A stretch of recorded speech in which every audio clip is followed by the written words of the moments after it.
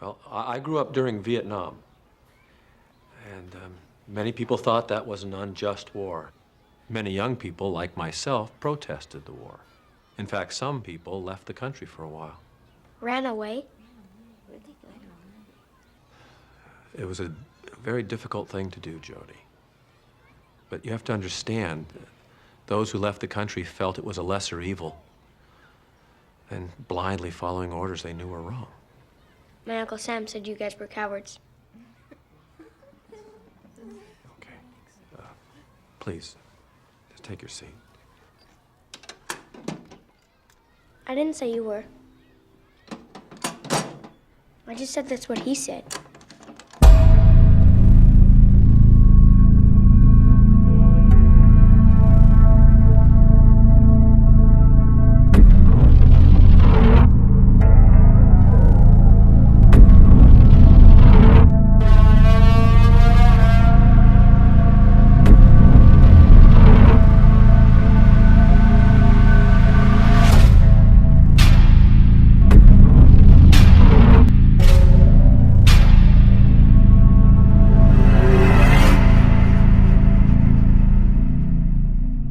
Hey guys, welcome back to the Blood and Black Rum podcast. I'm Ryan from coldsploitation.com, and I'm joined with my co-host Martin. How's it going?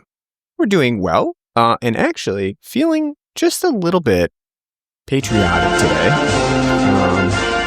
We are heading right into 4th of July, and I thought, we don't generally do any 4th of July episodes, do we? No.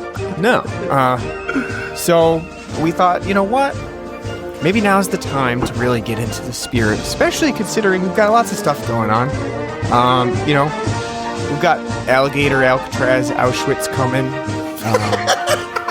as they're calling it. Oh, they added an Auschwitz to it. I know about Alligator Alcatraz. Alligator Auschwitz. We've got, this Medicaid spending cut coming as well with the giant BBL, BBB, Big Bill. So everyone in the media should be fired for letting that go. Yeah, exactly. Letting it like the big beautiful bill. So it's like, how can you not feel patriotic in such wonderful times? Such wonderful times, and of course, so like, we don't. It's not like we have guns to our heads here, being forced to do a nice patriotic episode, but it was time. And, there's one movie that I could think of that was, like, right on the money of, a movie that we haven't done, that sits in our wheelhouse of things that we, have done previously, is situated around the 4th of July. And it just made sense to try to incorporate that, because our episode this week is going to drop on July 4th. So, when you're out barbecuing and you're having your hot dogs and your hamburgers and maybe a steak or smoking it out there, smoking a pancake.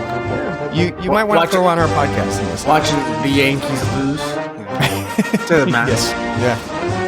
Well, I'll be at work. I'll be at work all weekend, so I'll be goose stepping it at my job. So yeah. Your goose step. I'm off for a couple of weeks almost, so I'll be celebrating and enjoying things like that. So, without further ado, we're going to be doing Bill Lustig's Uncle Sam. Oh, I thought it was Canadian bacon. No, not Canadian bacon.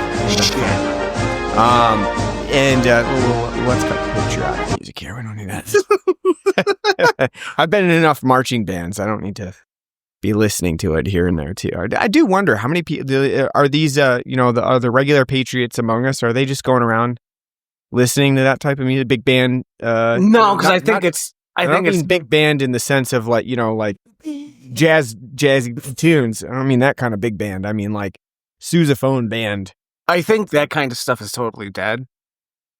Like, the one thing that's great about this movie is that they play the Stars and Stripes forever on, like, repeat. And it's like, God, isn't that great? Like, and it's like, that's been totally replaced by Toby Keith, like, we'll put a boot in your ass, so. Yeah, you know what? It makes you yearn for a simpler, better time where, the No, country yeah. music didn't replace the classics. Yeah, the good thing about those classics too is that, and I think probably that happened for Uncle Sam, they're pretty much copyright free too. So you're kind of free to use them because you cite, somebody comes at you with a copyright claim, you cite patriotism. You say, excuse me, this one's free for all of us in the home of the free. So, there's no copyright needed here. But I think that's part of the reason why they use it in the film. But, it was a lot cheaper than having to actually have a soundtrack. But yeah, that reminds me, your talk of country music and how it's kind of replaced the patriotism of, classic, John Philip Sousa tracks. I was at the brewery the other day, Treehouse Brewery, and they were playing some pretty awful country music. Not really sure why. And I was in the bathroom, and it was almost like this. This is a real song. This is seriously a song. But I thought I was in like a parody land of like what somebody who wrote a country music song was like making fun of it. But because the lyrics are literally like, "I want a time when beer was cheaper and gas was cheaper and grandpas didn't die." I was like, no way, come on. This is not a real song. Yeah, yeah. Then I went out to my dad, who's a big country music fan. And I was like, yeah, there's this song playing in the bathroom about like this, how beer is expensive and they want grandpas to not die. My dad was like, oh yeah, it's a great song. It's a great song. I was like, what the fuck is this? This is like a parody of a parody. This bro country is so obtuse and terrible, it hurts my soul. Like, let's go listen to Sturgill Simpson. Do listen to some Drive-By Trucker, something real, not this nonsense. Because it is. Even Bo Burnham had like a joke like 15 years ago now about like it pandering, because it's like, what's the song like? Cold beer, went to church, Daddy told me to go to pray. Little girls in skirts and trucks. Hey.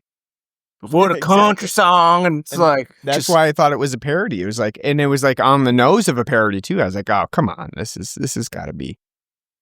Anyway, at least totally meant if you do like that song. Yeah, fuck them. No, fuck them.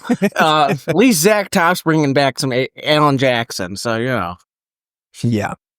I just had to mention that, especially on a patriotic show like this one about Uncle Sam. I needed to get that in there. So. Have you ever seen Uncle Sam? Ever heard of Uncle Sam? No. Never. See, this was a movie from my childhood, not because I ever watched it back then, because I knew even at that time, probably stay away from that movie. It's probably not that good. But it was in the same wheelhouse as something like Jack Frost, because it was direct to video. It was in all of the, the video stores at the time. Released on VHS, came out in 1996, and it had the lenticular VHS cover. If you don't know what lenticular means, it's the ones where it's like got the 3D image where you like put it in the light at one way and it's normal, and then you turn it a little bit and then it changes to a different image. That's lenticular. And these VHS ones, Jack Frost had one, Uncle Sam had one. They were the big thing. Because it was eye-catching on the shelf. You're like, holy shit! That's where that fucking video. That's where the money went. Exactly. Not into the film. Not into the film itself. No. They knew it was going straight to VHS. Yeah, so exactly. They were like, how do we get Blockbusters to buy this fucking thing? Absolutely. They were like, this is definitely hitting VHS. It is never hitting theaters.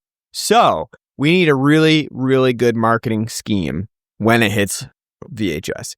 And I totally admit that I think that was a big reason why we are still talking about Jack Frost and Uncle Sam to this day, in terms of people who have a really like soft nostalgic spot for those movies, is just simply because they were eye-catching with that lenticular cover, and it sticks with you throughout the years. Because I definitely remember, and I don't remember if it was my dad's shop or if it was just our local video store, but one of them definitely had the Uncle Sam VHS, and I just remember that lenticular cover constantly catching your eye.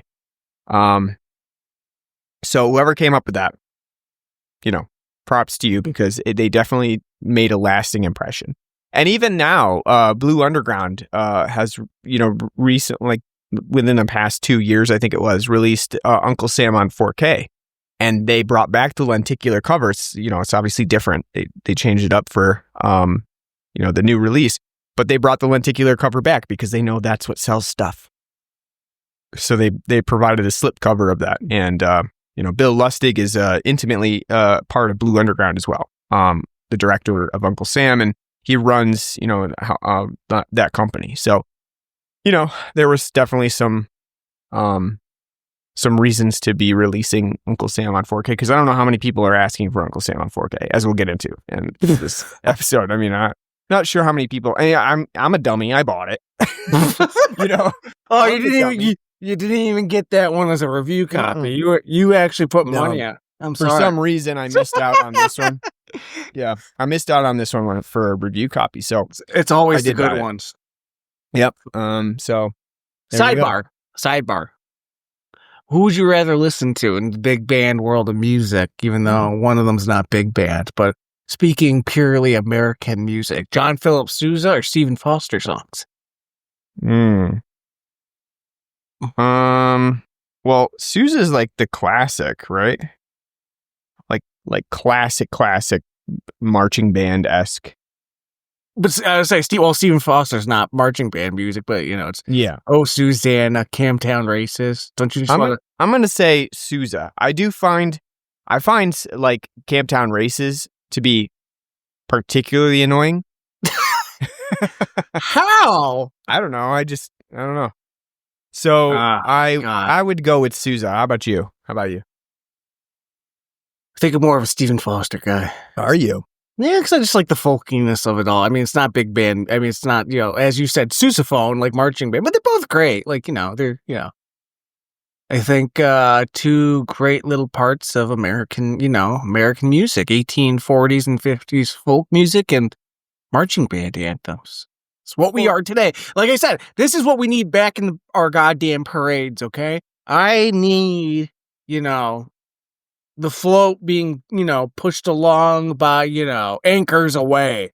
Not this nonsense, Or, you could even include Francis Scott Key in there, as the film points out. So, he didn't have any more hits besides the Star Spangled Banner, which, again, he didn't even compose the Star Spangled Banner. He wrote the poem for the Star Spangled Banner. But still. How dare you?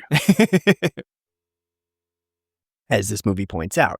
Look, the Fort McHenry's being shelled into oblivion by the British. I should write a poem. From this boat. All right. Anything else to add in our intro for Uncle Sam? Uncle Sam. Local folklore for us around here in upstate New York. Based out of Troy. So there you go. Yeah. Interestingly, too, we don't have a lot of appearances of Uncle Sam around us that I know of. Like, it's not something, like you said that he's local, technically. It's not like we have like Uncle Sam Day over here for 4th of July. That's really not a Troy. Well, I'll say that Troy I know of. I'll say Troy can't be bothered. They got better things to do. Exactly. Yeah. I don't. Well, Uncle Sam's kind of fallen out of like the popular culture too. Sure. Like, people will say like, oh, you gotta pay your dues to Uncle Sam or something, but it's not like people run around like, hey, Uncle Sam. Even that phrase, pay your dues to Uncle Sam, is kind of like a negative thing. That's like, hey, go put some life on the line, maybe we'll pay your education. That, or someone's usually bitching about taxes. Like, I gotta pay my taxes. Uncle Sam. Yep. It's mostly in a negative connotation. So sorry, Uncle Sam, you've kind of fallen to the wayside. The only thing I think would be a reference to Uncle Sam now is what's that? Isn't there like a insurance agency or something that has Uncle Sam in it? Something like that. Probably. Yeah. The General. Well, yeah, I guess I'm thinking of the General. I thought there was one that had Uncle Sam specifically. Maybe I'm just thinking of Better Call Saul. I don't know. Oh no! What am I going to do? Better Call Saul. Yeah. So that's one of my favorite things of all time to say. Hi, I'm Saul Goodman, attorney at law. You have rights. Constitution says you do. All right, let's get into the beer that we have on the show. I should have just watched Better Call Saul instead of this. So. There you go. Yeah. All right, what do we got on the show today? I'll tell you. I didn't pick it out. My wife did. She was in the... I knew I needed to get beer this week. She was in the store. I was like, hey, just grab me a 4-pack of anything that's there. She decided she was going to grab the Druthers Brewing Company, which is a local brewery here in our 518 area in Saratoga, New York, Saratoga Springs, New York. She grabbed the... I'm pretty sure it's going to be renamed Dave Portnoy Land. Right, yeah. Because it's his summer home now, unfortunately. Yeah. So, she grabbed Saratoga Vibes, which is a light lager with lemon and lime, which is a new, well, it's actually not new. I think they started it last year. Beer that they've been making for SPAC. Well, they do. I was saying it's been around for a couple of years. Like I think they just do different versions of it because this is the first time where it's a lemon lime one. Because it's like the Saratoga Vibes has been around for like a couple of years now.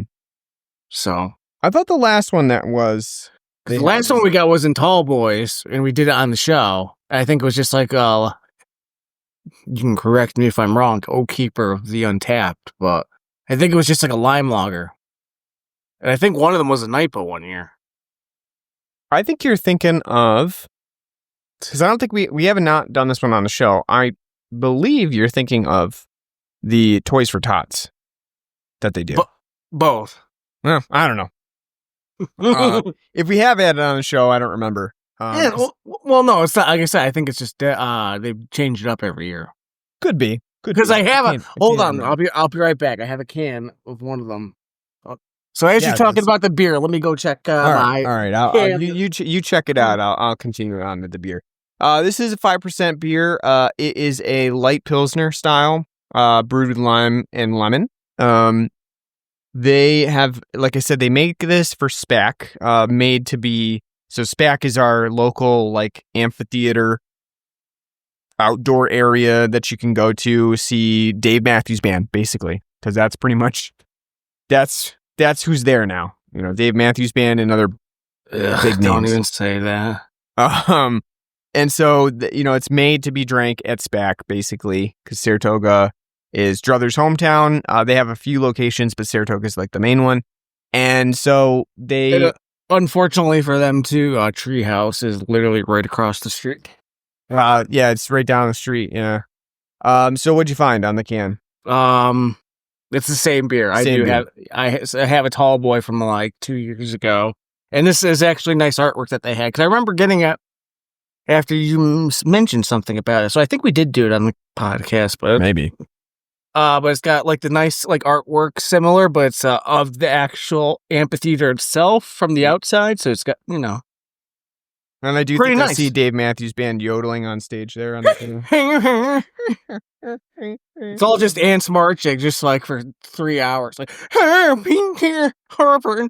I don't see electric violin, so I think maybe we're safe from the DMB. So, but anyway, yeah, if we have had this, sorry, but we're gonna do a repeat. It's perfect for the summer season, though. Obviously, it's lemon and lime, tastes pretty good. I think that this beer is pretty good. It has a fair amount of lime and lemon to it. I do think that it comes off a little bit bitter at times. Possibly the coriander, maybe a little bit too strong at times. They're adding coriander to it as though it's sort of like a wheat beer of sorts, sort of like a Blue Moony style. I feel like it does add a little bit of bitterness to it that comes off at the end of the after you finish swallowing. But other than that, I think it's pretty good. It's pretty drinkable. And at 5%, I think it's like light enough where you could have a couple of them and not really worry too much about it. So I enjoy it. I think it's a pretty fine brew from them. Nice light pilsner and, with enough flavor where it's the lime and lemon is not tasting too, like fake or adjuncty, in my opinion. What do you think? I like it. Even though I'm pretty sure we have done it for the show. But then, again, we're on almost episode 400, so it doesn't matter. Okay? Lay off us, folks. But I do like it, especially in the sweltering heat that we've been having. It's, the lemon, I would say I don't taste as much as. It's more lime forward. You're right. It does have like a peppery coriander taste at the end that gives it a little bit of the bitterness to round it out for a lager. It's very refreshing and crisp. Has a nice mouthfeel to it. It's a perfect, if you're hanging out on the 4th of July, grilling, this would be a good partner to have. The one sin of it is like for a 4-pack of this kind of stuff, it should be a 6-pack, even though it's 16 ounces. Or tall boy, CD like I have from a couple years ago. The tall boys are the way to go. If you grab a couple of those, you're good for the day. Praise God that Sam Adams is starting to do that with like the summer ale. Perfect. Just grab a couple of those and be like, I'm good for the day. Yeah. Yeah, I think like this whole thing with the 4-packs again, we go over this multiple times. Yeah, when you have like a light lager like this, Pilsner style, and you get it in a 4-pack, it is a little bit disappointing. Because again, the 4-pack idea was kind of started because it would be exorbitantly expensive to market certain beers as a 6-pack. It's just additional like beer cost because it's more expensive to make that beer. And then when you factor it in, like this is a Pilsner, it's pretty standard style. There's not like a whole lot going into it that's really expensive. Like it's not as expensive as like a double IPA per se, but then it ends up being the same cost as a double IPA at times. You're like, why couldn't it just be a 6-pack? So it does feel like, you miss out on some things when there's a Pilsner and a 4-pack, but I don't know.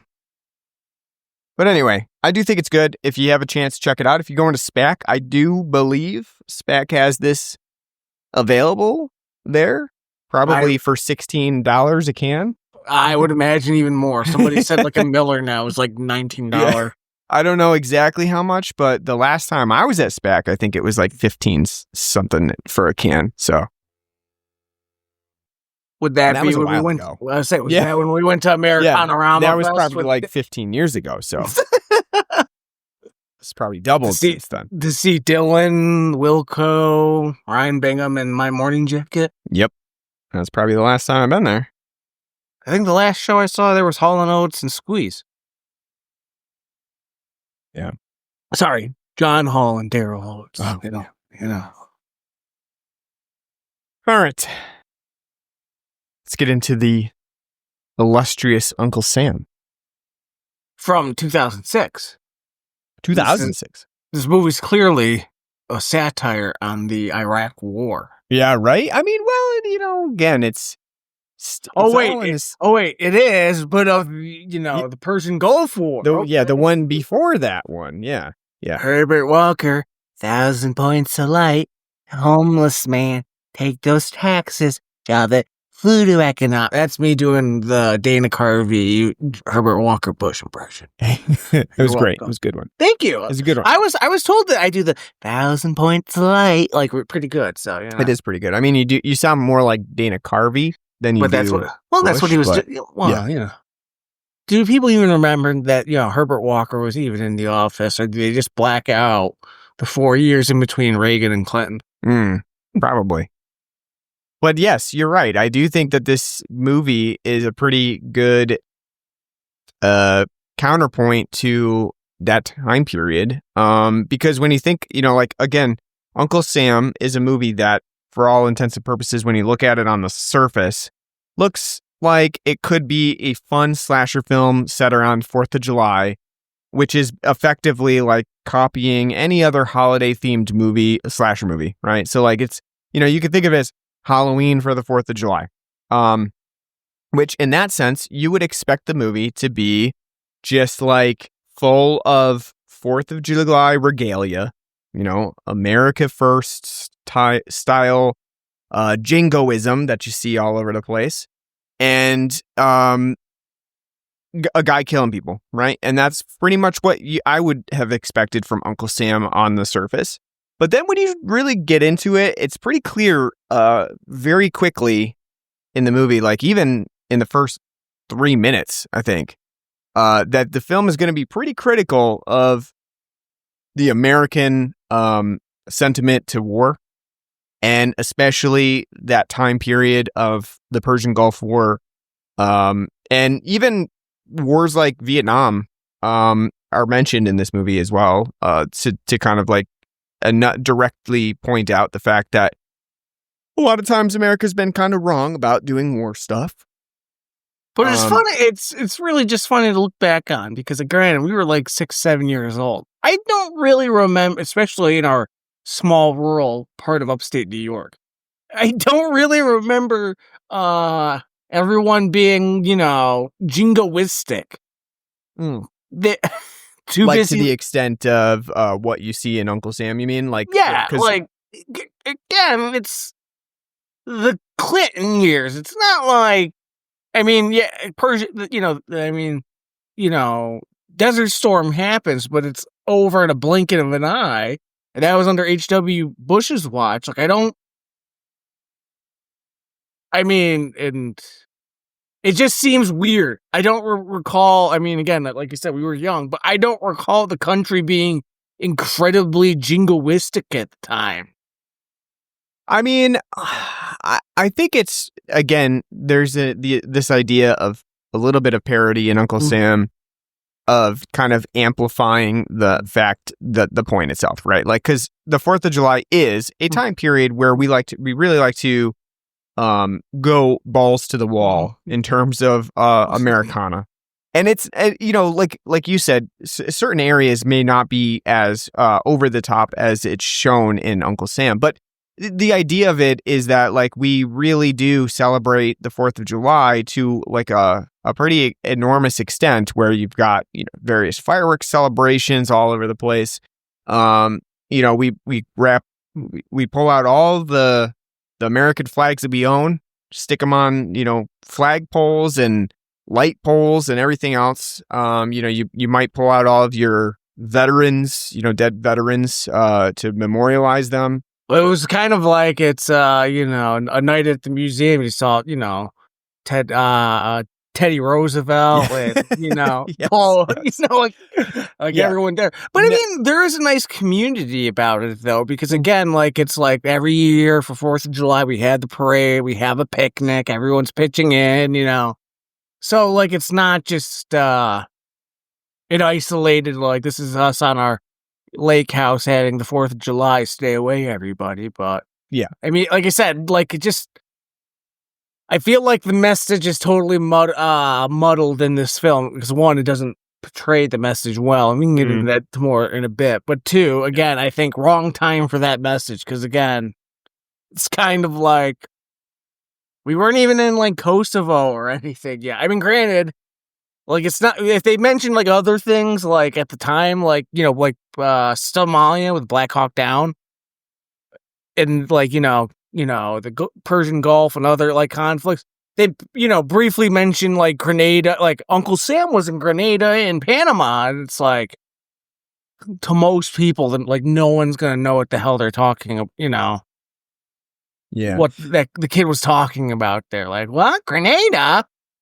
Wasn't that a 2-day thing? I think, I think getting down to it, I do feel like this does make sense to posthumously kind of parody the Gulf War a little bit. And I think that it does that to a certain extent.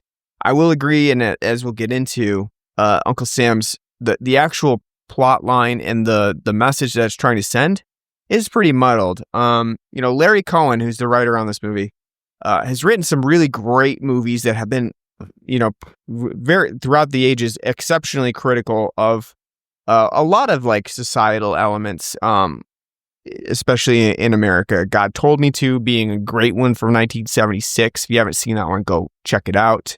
Very, very much akin to a kind of a murder mystery type thing that happens in New York City with random murders that are being committed. It's a very good movie. Well, we should do it because came out on my birthday. Yeah. It's Alive as well. Kind of commenting on abortion and devil babies. He's rated some great movies, some schlocky movies, but again, like I said, very socially relevant and, lots of commentary on that. I think Uncle Sam, again, was meant to be sort of a commentary on the fact that we often kind of support the war effort and soldiers, when in reality, at times, even soldiers should kind of question why they're going to war. And that kind of comes up during that one conversation in this movie where the teacher is talking to Jody, and where Jody was like, my uncle went to war, and he said anybody who didn't go to war and ran away are cowards. And the teacher's like, well, that's your opinion, son. That's your uncle's opinion. But it was very difficult for all of us during Vietnam to just be abstainers. I think as like this is one thing that I've always kind of criticized, and I've mentioned it before on the podcast briefly, but like one thing that I constantly I criticize as an idea now is we overcorrected as a society after Vietnam. Like, should you have been, berating and calling the people in soldiers coming back like baby killers and stuff? No, because most of them were drafted. They didn't have a choice. They were sent over there. But we overcorrected as a society now, like, our warriors, wounded warriors, we're free because of them. They bless us. And it's like, no, they don't. If you have any notion of like politics and history, don't sit here and tell me that this country has fought a war since World War II that was in the name of freedom and liberty and protecting mine. There hasn't been one. And there's been very few in American history. So don't take that nonsense and stuff, shove it up your ass. Like, I'm not about that, But I think, that was a project that, happened under Reagan, I think, to engross the country more into jingoism and nationalism. Is this, God bless the military. And it's like, we were kind of overcorrecting on that one a little bit. Yeah. And I think, I guess the reason why we're bringing that up, I guess this early in the show is to comment on the fact that Uncle Sam, again, like I was saying, you would expect this to be a movie, especially the direct-to-video element, the short length, the cheapiness of it. You would expect it to be a kind of a one-off slasher around 4th of July that would be, revolving around teens on 4th of July who are killed off by this madman wearing an Uncle Sam outfit. And that's just completely not what you get with Uncle Sam. The movie is a lot more serious, I think, than most people would expect it to be, especially the first 30 minutes of this movie. After you get that very ridiculous opening sequence where the government or the army basically finds our Uncle Sam character, Sam Harper, who's been shot down in a helicopter, and they finally find his body, and they're going to basically bring him back home. And you think 4 years after his chopper was shot down, they're gonna find his body? It's I really find that whole opening sequence to be way ridiculous, and I actually was sitting there during the movie questioning it. I'm like, wait a second. So you're telling me he's been just sat in that helicopter for 3 years, and they finally found his body, and then he comes alive, shoots the people that find him because they are talking about friendly fire, and he's it was a friendly fire incident that he's pissed about, and he kills everybody that finds him, and then goes back to being dead. And then they bring his body home, and he's still dead. He's not a zombie revenant. yet. Well, good news, Arizona Cardinals fans. That means Pat Tillman can be brought back from the dead as a revenant because he was also killed by friendly fire. It's just weird to me. The whole opening sequence doesn't really make a whole lot of sense because I thought at first, they're finding his body in the past, right? That was 3 years ago. Why does the guy driving the Hummer look like fucking Saddam Hussein? With his fucking mustache, maybe that was the thing. They called it in. Somebody spotted it. They were like, "Wait a second, there's Saddam. There's Saddam. Bomb it!" And they accidentally bombed Sam instead. Yeah, the whole sequence doesn't really make a whole lot of sense. I don't. And again, the movie does not really do a good job of setting up why Uncle Sam comes back from the dead, how he comes back from the dead. There's no real genesis of the zombie element to him, or even really a motive at all. Like, you would think at first, if Sam was killed in a friendly fire incident, you'd think, okay, you'd want to come back and kill, he's going back to the base and he's going to kill everybody. Yeah, exactly. He's, and that's not what happens. He has really no motive on who to kill. He just kind of is back in his hometown and just starts killing people at the 4th of July event. And it really doesn't have much of a plot to it to really cement whatever theme they're going for. Because ultimately, the first 30 minutes or so is really devoted to this whole idea. And I didn't think it was that bad, actually. I thought it was pretty interesting how they devote this time to Jody, who's, kind of been sowed some seeds of, war stories that kind of make him want to join the army as well from his Uncle Sam, who's kind of basically, given him a very short synopsis of his time in the army that makes it sound really cool.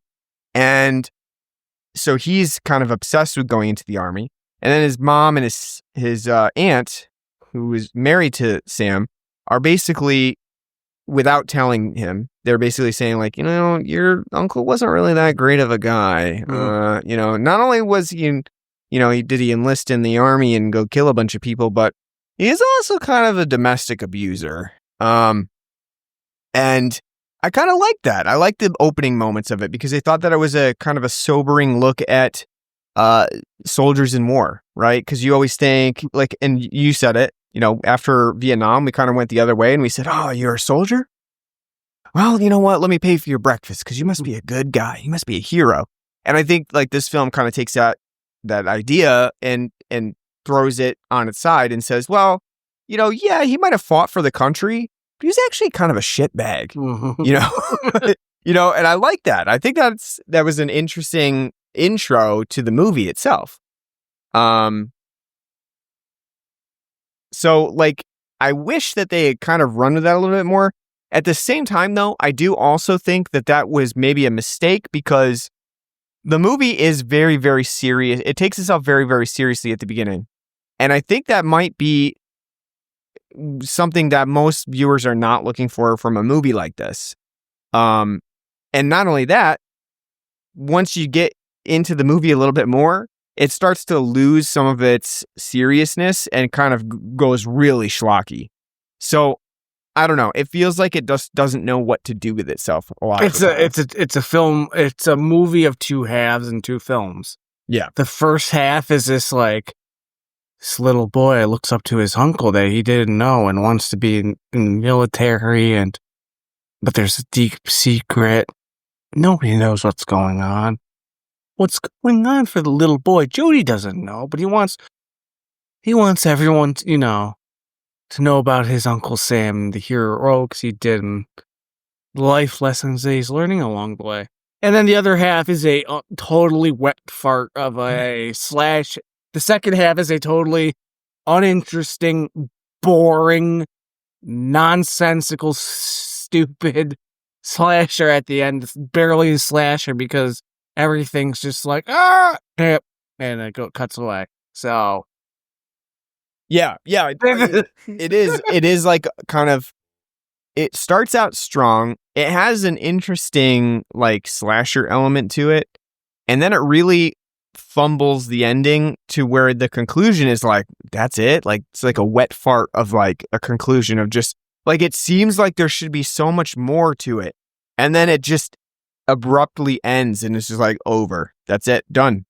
And I think like some of the biggest issues that I have with the movie is the fact that like it does have these shining moments. I think Isaac Hayes is actually pretty good here, even though he shows up and it's like kind of a weird role for him. He shows up, does a pretty good job. What'd you say? I said money. Yeah, money. Yeah. He does a pretty good job. I like he's sort of like the dissenter of like, I served my time in the army. Look at, I got my leg blown off. And he was in Korea and stepped on a landmine. Like I like those moments. I think those moments are really good. And then I think it kind of loses itself. When it loses itself the most is when it gets to the 4th of July event, which as we kind of mentioned before, is like seriously over the top, right? Like everything is decorated with red, white, and blue. There's flags everywhere. It's not enough that they have like just a guy in an Uncle Sam costume. They got to have a fucking parade. They got to have like a extreme fireworks show. They've got Ribs. like dunking booths with a woman in a, Bikini. American flag bikini. They've got like Listen. The most important thing there, when the one advert in this film, Country Time Lemonade. there. Yes, Is Country Time even still a thing, it or is still that a thing? But I did find that funny as well. That like it's just kinda it's sitting there. like in the 90s, especially when Snapple was so big with the Snapple lady and stuff. This film dares to be bold and go to Country Time. That is true, and it's like a prolonged shot too. Yeah, I The know. Country Like Time is- it's like of her like cutting the ribs like with the cleaver. And again, what a time, guys. Let's look back on the 90s and the parenting style here. For what a time to be alive. 12 years old. You're old enough to take that cleaver and just slash the meat. You woke up in the middle of the night and you stepped on broken glass. You'll be fine. Go back to bed. I like that too. Like the mom is just like, it's all right. And then in the morning, she's like, you clean up that broken glass. I know, like I was gonna say, like she's like, all right, honey, I want to go back to sleep. And as the kid's walking off, like, make sure you get a fucking, Dustpan and pick that up. dustpan and broom and pick that up. know. Like, I did like that too. Yeah, she was very nonchalant about the whole, like, basically, and he had like a whole piece of huge glass stuck in his foot. She's just it's all right. I'll get a Band-Aid. Put just a sign of the times. Like, back then, you're like, hey, you stepped on glass, you'll be fine. Just take some Robitussin. Now it's like, go to the ER, my little baby's dead. The sack race through like a minefield. Oh God! Like, oh my God! The sack race is hilarious. There's so much rusty objects around. I never realized. I guess I haven't been into the right 4th of July celebrations, but I never realized that sack races were so high stakes that you had to like be cheating through your sack race, knocking people over to win the sack race. I didn't realize that it was like that big of a deal for most people. That you have to win that sack. Like, what is the prize? To win the sack race? Like, George Washington comes down from the heavens, and they've got Abe Lincoln. They got a guy dressed as Abe Lincoln.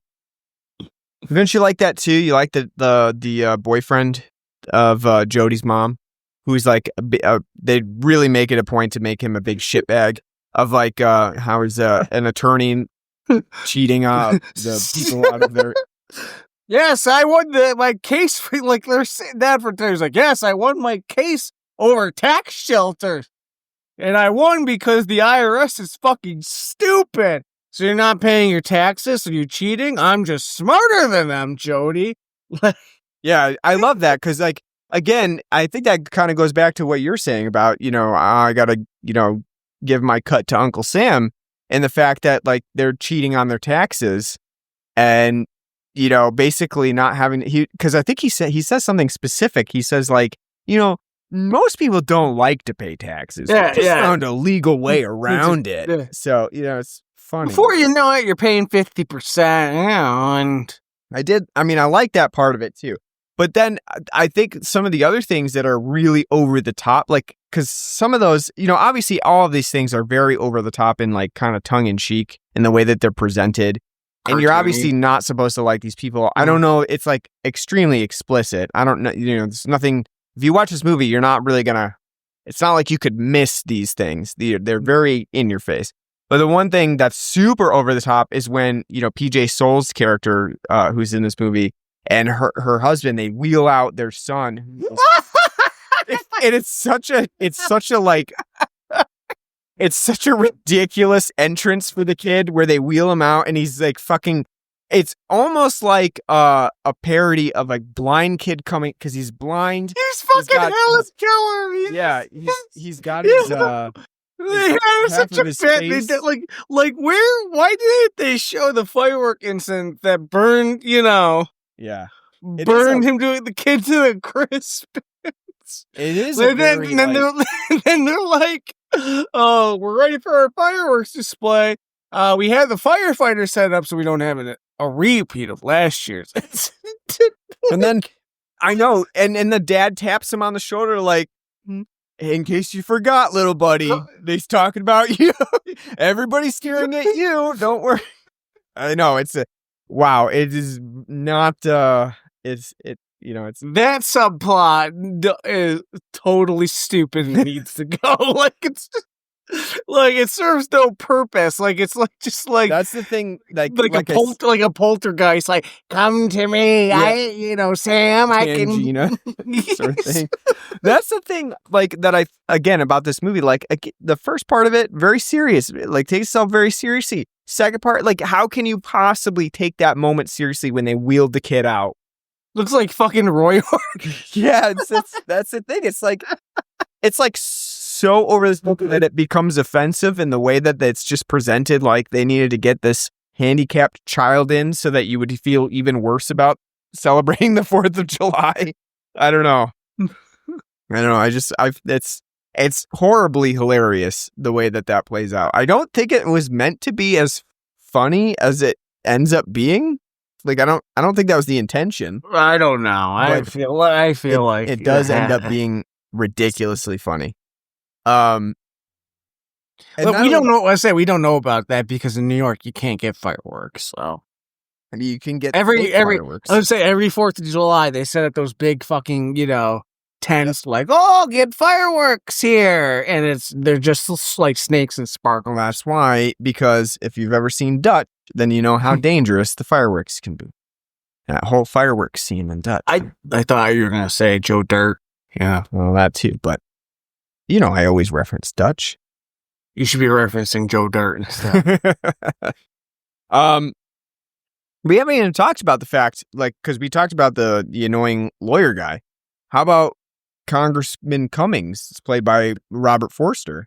Just showed up randomly on set. Yeah, it was just walking by and they're like, "Hey, you busy?" And he's like, "No, I'm Robert Forster, famed character actor."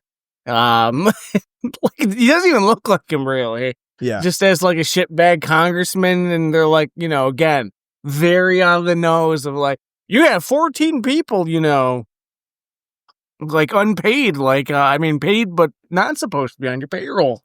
That's the other thing that the film has to do, like, because you don't even know who this guy is. He just shows up at the 4th of July event, and so they have to have characters and like extras basically to backtrack and pad it out. Well, the one thing that's also stupid too, like, he's a scumbag and like he's corrupt, but like maybe somehow tied to war, like. Sure. He was a congressman that was like, the Gulf of Tonkin, that's cool. Let's go do it, or something.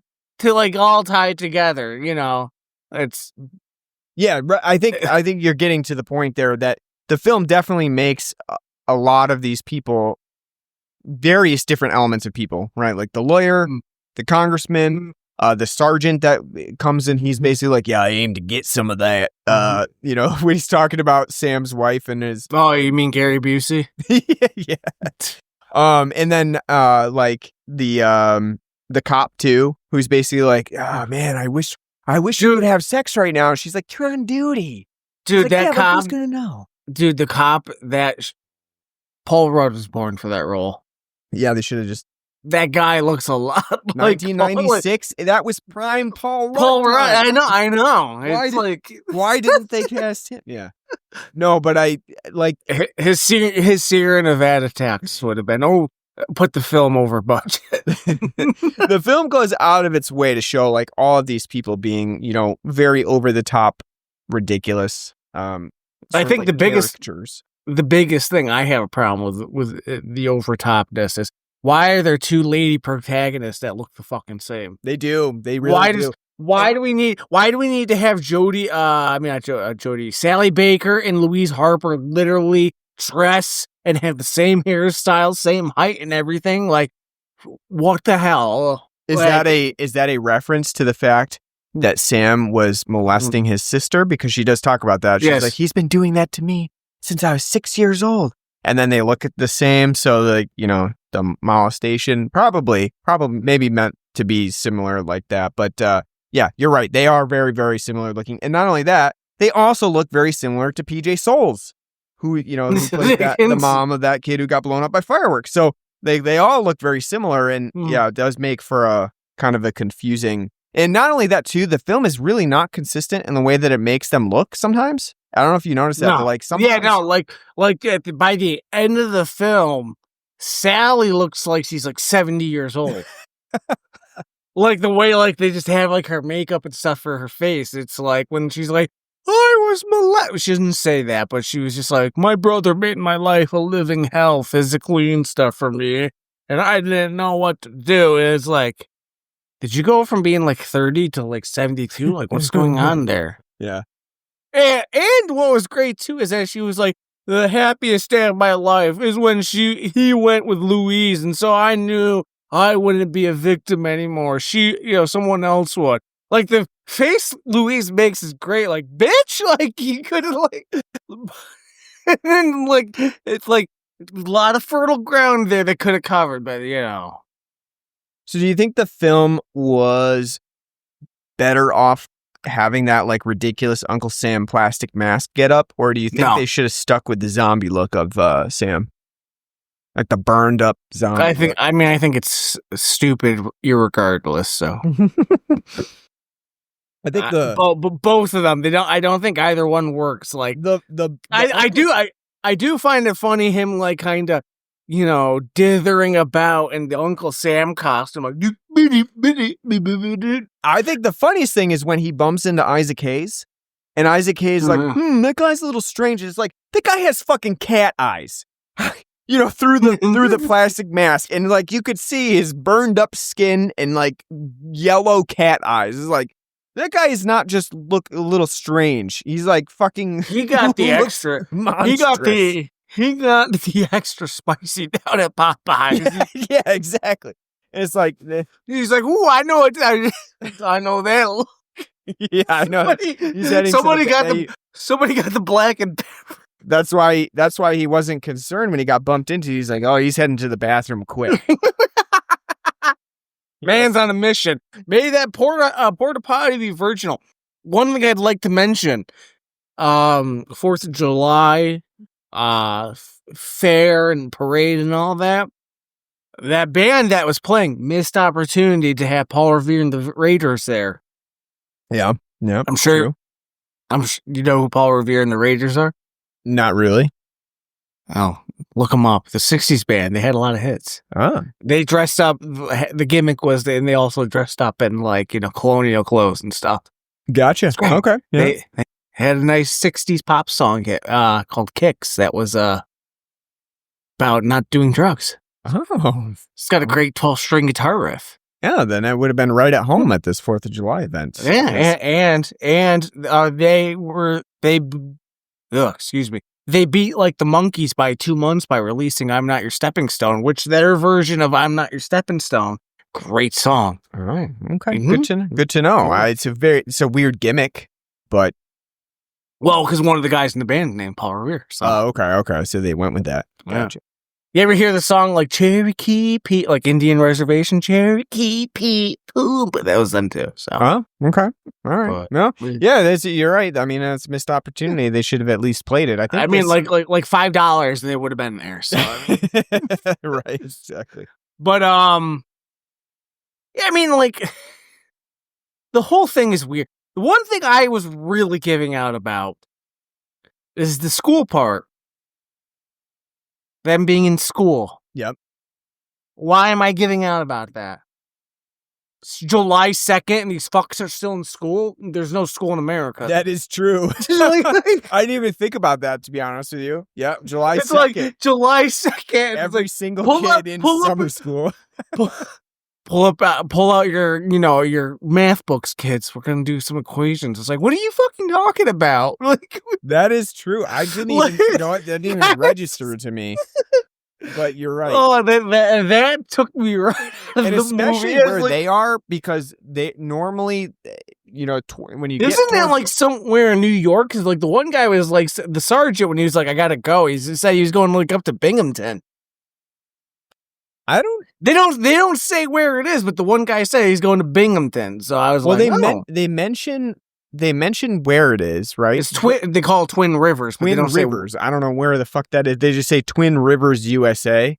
Yeah, it's like it could be like Twin Peaks. Yeah. But like David Lynch is maybe watching it's this, right? maybe it's New Jersey. Twin Rivers, New Jersey. I don't know. Yeah, but anyway, July. Yeah, no kids in school in July. You're right. I didn't even catch that. But yeah, that is no wonder the teacher was so annoyed. It's like, what the fuck are we still doing here? We had 57. I got this kid telling.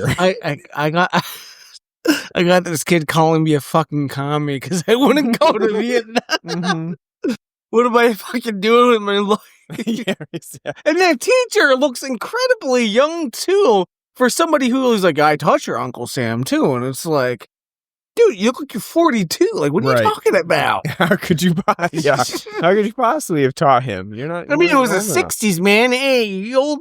How old are you? 19? You're old enough to teach. You just got out of school. Yeah. You know things, right? No.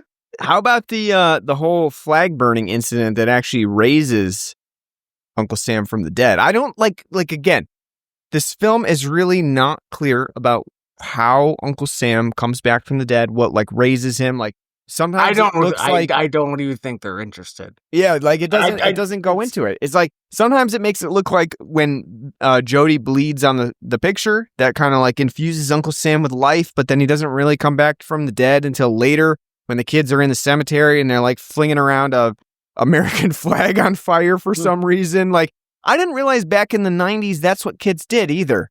They just went to the cemetery and just like burned flags and graffitied things for some reason. And so that you know what? We like to talk a lot of shit about phones. Kids are always on their phones these days. Well, you know what? At least they're not graffitiing gravestones and flinging burning flags around. By the way, also too, another thing, like it's July. These kids are at night wearing like their fucking slickers out there. Why? Two, rolling fog. Like how cold is it outside? like for that fog machine to be ripping and roaring. Like how cold and humid is out there for like rolling thunder. You're thinking way too much about it. The cemetery. The only thing that they were thinking about in this was like atmosphere. Like what would be a good atmosphere in a graveyard? Fog. Okay, well, do it. I don't, climate conditions. Who knows about that shit? Why not just do it in like Arlington Cemetery, sure. and have the ghost of Robert E. Lee come out, and Uncle Sam put a boot up his ass, or Grant or Sherman.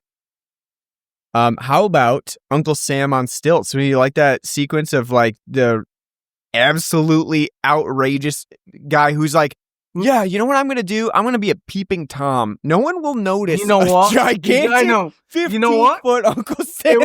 It was worth it. All he was missing was to whip his dick out and start baiting in front, because he was like literally like on the windowsill like a troglodyte, like that, like breathing on the window. And when the tits and ass finally come out, she's like, "You peeping Tom!" Like I just love it. I'm just like this small town community. And he whips out the stilts, 15 feet tall, walking around the village. You know what I'm not doing? I wouldn't. No, fuck that. I don't need to break my neck. Well, you know what? Porn wasn't as readily available, and it won't be. So maybe with the for another year until the internet takes off. That's right. So you know what? Maybe you'll be doing that in the future too when they start implementing all the driver's license banning of porn sites, banning and verifications and things like that. Did we mention we're patriotic on here?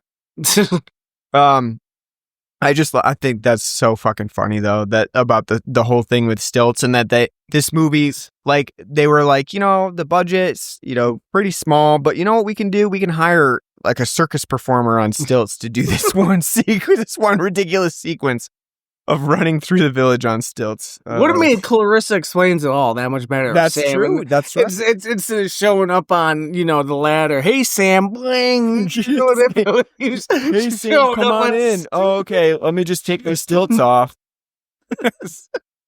Yeah. Hey, you got those tickets to Pearl Jam?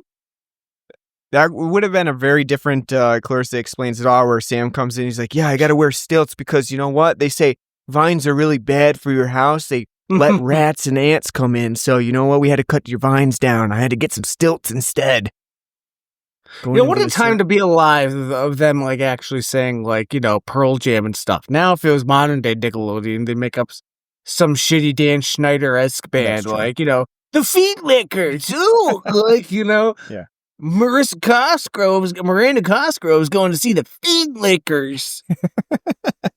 Yeah. And I guess we haven't really talked too much about the kills in this movie. What do you think about the kills? They're terrible. Terrible. They're so bland and boring, and like half of them was probably checked out on because it was like what, and I walk away to take a piss or something. And I come back and like, somebody got something happened. Like a couple of them happen off screen, like Abe Lincoln when he gets shot in the head. Yeah. I mean, that's off screen, so it's just a reveal. Yeah, I think that's part of the problem. This is a slasher movie without much slashing. And then not only that, but the end of the movie is so it just rips right through any conclusion. It's not like, if you remember Jack Frost has a way too long ending of like Jack Frost dying, and then he comes back, and then listen, it's been like 6 years. I fortunately don't remember. Yeah. Well, that one has a I just remember Shannon Elizabeth and yes. Michael Keaton being killed and coming back and rocking out. Oh, yeah. That one has a too long ending. This one has such an abrupt ending that you're like, wait, what just happened? So the only thing that happens is really like Isaac Hayes, they like try to shoot him, right? Doesn't work. So Isaac Hayes is like, I got a great idea. There's a fucking historical cannon sitting in the middle of town. I got a 12-inch cannon ready. Let me go and grab that. At least I've got a nice, I've got a hitch on my truck, so I can go pull it. And I'm gonna grab this historical cannon, and we're gonna blow up Uncle Sam with the cannon. And which is funny because you know what cannonballs don't do? Blow up. Yeah, they just blast you through. So yeah, this it's not like it's I didn't realize that the house was full of open propane tanks. It's like movie takes place in the Death Wish timeline. Yeah. It's because like somebody looked at the vanity lamp in the bathroom. They just went boom. Yeah, because they shoot the cannon off into Uncle Sam. He explodes. The house explodes. Everything fucking explodes, and that's it. That's the end. And it's the end is he's burning his toys and stuff. Yeah, and then he gives a smirk like there's an outro, like he's corrupted. Yeah. So again, that kind of comes back to the theme of this movie. So Uncle Sam itself doesn't really make sense as a character. He has no motivation. You would think like the movie kind of trying to be like anti-war would kind of have like some sort of theme centered around Uncle Sam coming back to kill everybody that was involved in the friendly fire incident, right? Because that would make the most sense for his revenge. But that doesn't happen. He just kills random people. He just kills a random woman random girl who happened to have a joint who got it confiscated. It's like, what the fuck, man? I was just about to say that. The poor girl that was, 12-year-old sitting there manning the rib station with a cleaver went out to have a smoke, and it's like, really? She's already had a bad enough day. Right? You got to grill her too. And then, but not only that, it's like he just kills a bunch of random people at this 4th of July ceremony. So there's really no commentary that you get from the murders. It's just kind of like random shit. Happenstance. Yeah. And then, so the film tries to like kind of play that off. And then I guess what it's trying to do is show like Jody, oh, you know what? Maybe I really want to be like my Uncle Sam. But then at the end, it kind of has like this mischievous grin on Jody's face as he's burning all of his army toys, where it's like, is he evil now? Like, I don't understand. I don't understand what it's trying to say, because it does that like weird slow-mo grin that would, in most sequences would indicate oh no, he's been corrupted or he's been possessed by the demon that was possessing Uncle Sam previously. I don't know. I don't understand it. I don't know what they're trying to say there. I thought I missed something. I literally rewound to see what I missed because I was like, well, isn't he burning his like army toys? Like, isn't that a good sign that he's like against going into the army now? And his mom's kind of sitting there like a Mentos commercial, like, oh yeah, that's right. Burn your army shit. I didn't want you going in there anyway. But then like it gives that mischievous grin, and you're kind of thinking like, well, what are you saying about what he's doing? Like I don't know. I don't get it. I think that it's really a muddled. I don't think there's anything to get really. I think it's just really muddled, and I think it's clear it's pretty anti-war, American capitalist society sort of thing. But at the same time, I don't really think it comes together very well. And I don't think that they did a good job with cementing the fact of like why Uncle Sam is back, why he's a zombie, why he's killing random people in town. Just a giant wet fart. Yeah. It's like... Yeah. I think, I would be okay with this movie if it just had at least a little bit more to it that would just come together. Because I do think like the ending too of how Uncle Sam is killed off is just so out of thin air. Just like happens, and like it's like blink and you miss it. I think it's literally like 30 seconds. Get the cannon, bring it back to the house, shoot it off. Uncle Sam's gone, done, and it just leaves a lot to be desired for me. I don't know. I do know. You're right. You know what? Yeah. One thing I got to say. A lot of barbecuing in this movie. Yep. Even a nice Wicker Man homage when Robert Forster, is made into an effigy. They didn't show any of the sides. I'm a little disappointed. You wanted to know what they were also I wanted to see the coleslaw, the pasta salad, the mac salad, the potato salad. I wanted to see it all. Yep. The one thing that white people and during the 4th of July thrive on is the abundance of salads. Sure. Ham salad, chicken salad, which salad. Again is sort of playing the odds because you have it outside on like an 80-degree day. You're messing with mayonnaise, yeah. And you're like, I'll take the chance. The only item there that isn't going to be, hurt there is the pasta salad. Yep. Because it's olive and oil, oil and vinegar or whatever the hell. But it is. I don't know where that tradition came from of like, you know what is it? 80, 90 degrees outside. Everybody's outside having fun. You're probably not going to be eating for a couple hours. Let's make mayonnaise salads. Listen. Coleslaw, delightful. Mac salad, amazing. The other thing, too, that doesn't make sense to me about salads like that, 4th of July, hot outside, probably being active, sweaty. Who wants to be loaded down with a salad? But not only that, though, too, you can have a nice German potato salad, which doesn't have mayonnaise, it's vinegar. German potato salad is delightful. Yeah. Love it. Love it, too. But, again... Yeah, sorry. No, you go ahead. I was just going to ask, how did you feel about the ribs? Cooked to perfection? Looks well done? I'm also not a big rib guy. I think ribs are completely overrated. Mm. It's like prime rib, more fat than the meat. So I think there's other things. I would much rather have a burger and hot dogs than rib. Okay. Am I saying they're going to be bad? No, but they looked like they were smoked for forever, though. Yeah, they looked a little bit overdone to me. Little ashy.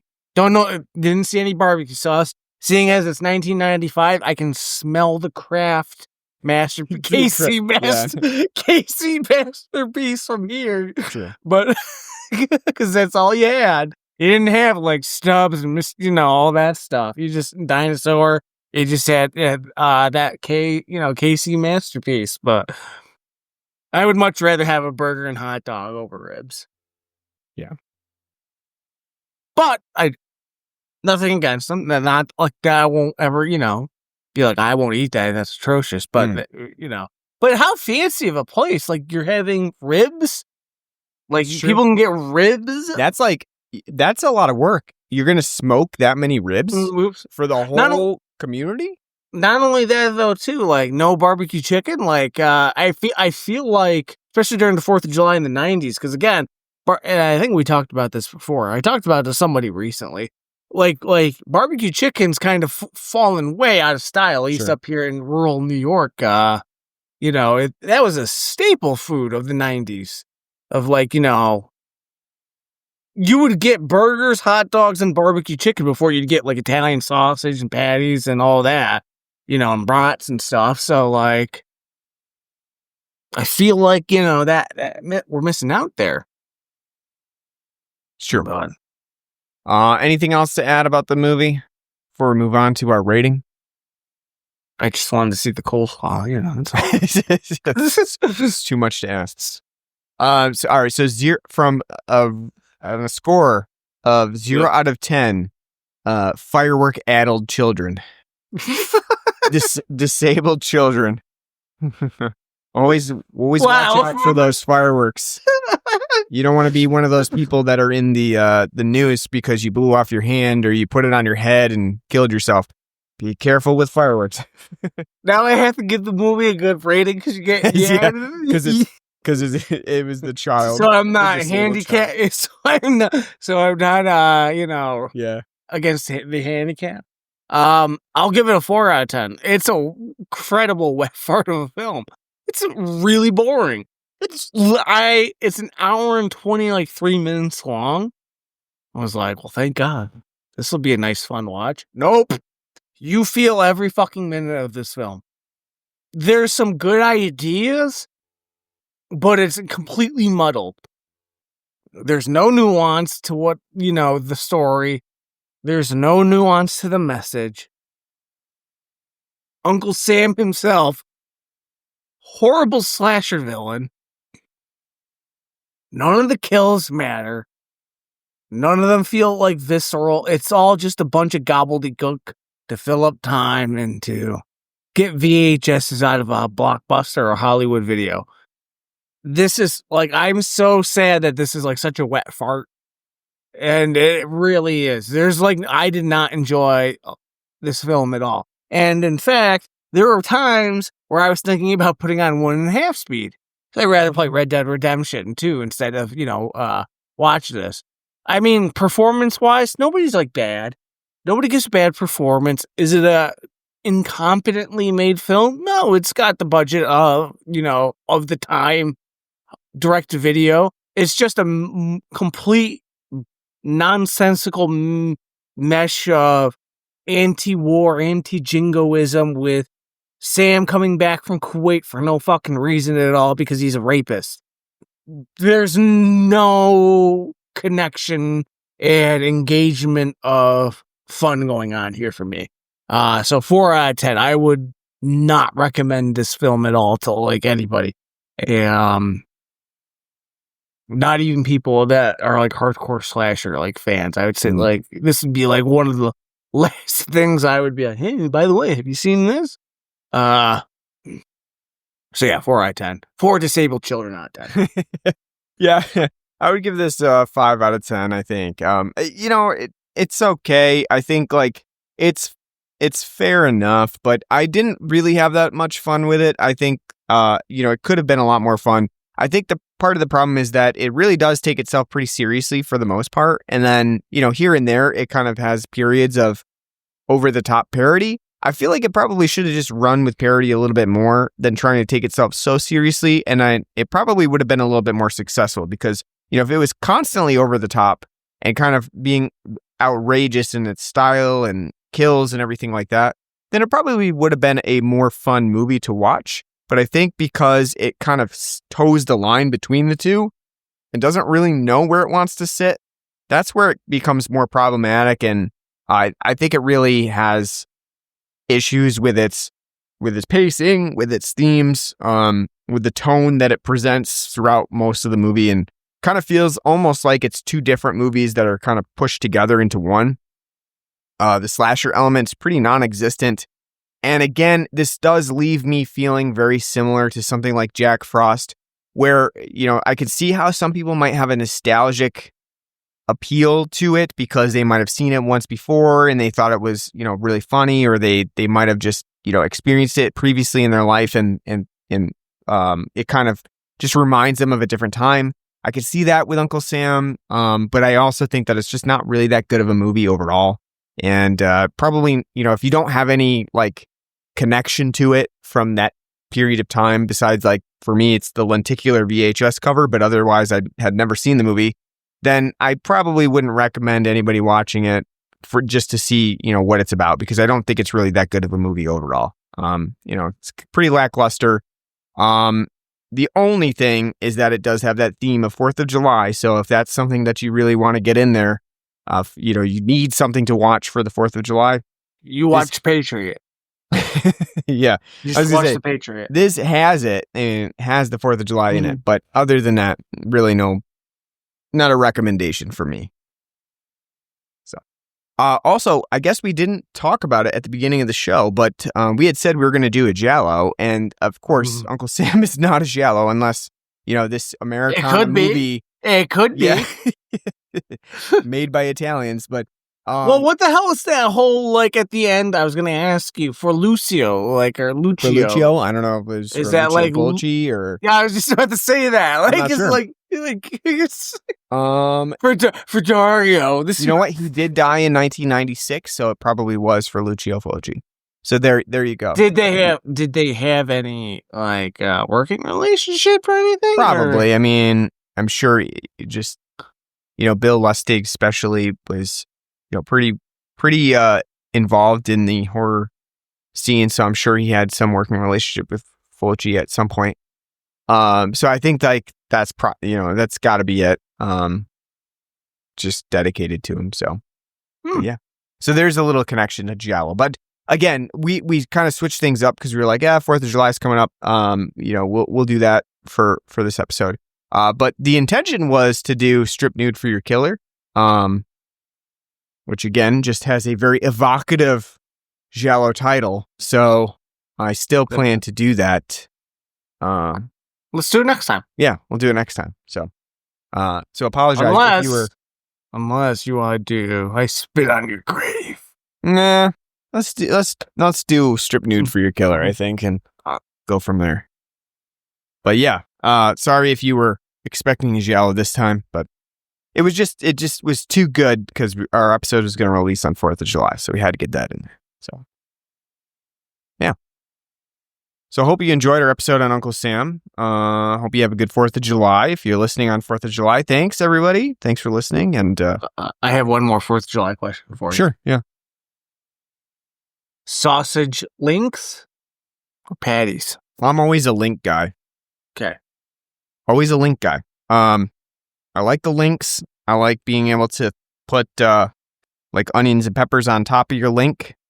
Well, you can do that with the patty too. You can. I don't know. I'm just always the link guy. Are you a spicy or sweet guy? Oh, I'm always a spicy. Definitely a spicy link guy. I will eat sweet, but I have a much bigger affinity for spicy. For sure. But I think at a 4th of July event, you're probably safe with getting both. I think you would be, you kind of want to mix and match. Some people like sweet, some people like spicy. So you want to have both available for your guests in the event that they want one or the other. I agreed. I love both. I mean, I love sweet and spicy. I love the spicy sausages more. I do prefer patty over link because, again, you can have hot dog at a time or, brat. Sure. I know it's not the same as an Italian sausage, link, but with that thinking instead, it's like, you know what? That comes in patty form. I think patty a nice potato bun. Yeah. And with the peppers and onions and your mustard, delightful. I think patty is easier to make. With the links, sometimes to effectively, especially if you're grilling, to effectively grill them, you kind of need to parboil them first because they can take a really long time on the grill. To get them where you don't want them charred. I would say they even take a long time, like because I make patties in the pan. That's what I had last night for dinner, and I'm going to be having for the next 2 days. Even like if you put on medium heat, it takes like 15 minutes because you're sitting there constantly flipping it, and then like, is the inside of that baby 160 yet? Yeah. Nope. I think links take a little bit longer. So like for a 4th of July event, if you're trying to like get food out there fast, patties might be the way to go because they won't take as long. But can't go wrong with either. Sausage And is last but not least, before we roll off this, what's the brand of hot dog you're going with? I like a beef hot dog. Okay. And I generally like the Are you a skin on or skin off guy? Do you like the snap or do you not like the snap? I'm okay with both. I think I slightly prefer skin off. That's my opinion. But that's also because I have generally grown up with skin off. So, but circumcised, I'm circumcised. I'm okay with either one of those hot dogs. I'll eat them both. And then I think my style of choice is the ballpark selects or whatever they call those. The special, they're like the nicer version of the ballpark Franks. Mm-hmm. Those are real tasty. It's like the black labels of like... Sure. Yeah, whatever. Yeah, those ones are quite good. They do give me ridiculously stinky farts. But those ones are probably my favorite type. For sure. I think are you the White Eagle guy? I am a White Eagle man. I think they're just okay. I don't know. They weren't really... which were for those who are not in upstate New York. They're based right out of Schenectady, so which is across the river from Troy. Full circle here. Delightful hot dogs. I don't get them that often though because again they are pricey for what they are, but they are really good. I am definitely a snap guy. Like I want that skin. I want that casing on there to give it the nice bite and crisp. Kayams are good. I love the old Kayam Hebrew ones. Mm-hmm. Some ballparks are good too. Just stay away from Bar S. That packaging's loose and it's dog food. Yeah. And it has like hot dog juice in there. Nasty. But yeah, no. And I would say I'm a Hoffman's guy, which is, I think they're based out of Syracuse. Hoffman's over Nathan's. Still haven't tried Sabret though, so. Yeah, I mean, any hot dog I'm cool with. But yeah, I think, I don't know. I'll have to try the White Eagles again, because I wasn't a huge fan, but I'll give them another go. I don't know. I'm glad to hear that. Write in, let us know what your favorite hot dog type is. Yeah. And, there's a lot of thought to be put behind it. Sure. Too. And again, if you're listening and you're from the upstate New York region, if you get White Eagles in your area, get them. Delightful. Support local businesses. There you go. If not, then just stay away from Bar S. All right. Well, thanks for listening to our episode on Uncle Sam. Hope you enjoyed it. Hope you have a nice 4th of July and the weekend that follows. You should subscribe to us on pretty much any app that you can think of. We're on Spotify, Apple Podcasts, whatever you use. We're on it. Subscribe, leave us a nice review. We're on Facebook and Blue Sky. You can find us on there. Just search Blood and Black Rum Podcast. We are also on Patreon, where you can donate to us. And also our Spotify page you can donate to as well. Anything you do donate goes back towards beer, so we appreciate that in advance. We are also responding to any emails that you send to us at bloodandblackrumpodcast@gmail.com, where you can write. Let us know what you like, what you don't like, what movies you want us to watch, and we will take that into consideration. Thanks for listening again. I hope to see you back next time for hopefully a Giallo episode next time. That's the goal. And until then, take care. And by the way, before that next episode, after that, we're right into Red Hot Action Month. We haven't decided the decade or films yet. So if you have suggestions, pitch them along. because we're getting into the busy season of the podcast with our summer action blockbusters and Halloween and Christmas. So the feedback's great. But until then, keep that in mind and take care.